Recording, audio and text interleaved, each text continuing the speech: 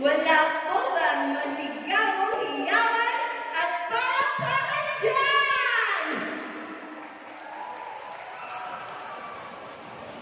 Nakahasa na gabi ni Hamangamin, or should I say, the gorgeous evening to everyone.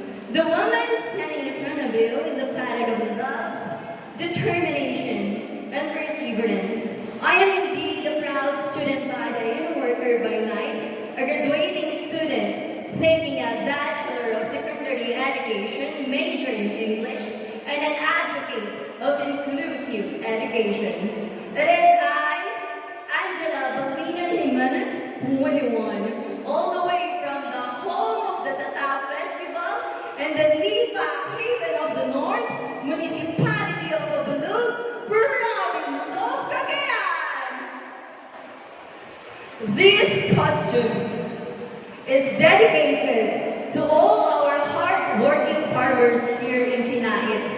For without them, we will never have a food in our table. Saludo po ako sa inyo dahil gaano man katirik ang araw, nandiyan pa rin kayo. Maraming salamat po. Siya ako, ket maysa, ang nagaget na servidora, ang napintas na kontasera, and soon to be your na Emma, ang maestra. Again, this is Angela Balina Jimenez, your candidate number 12, a firm believer of the mantra that education is the most powerful weapon which we can use to change the world. A billion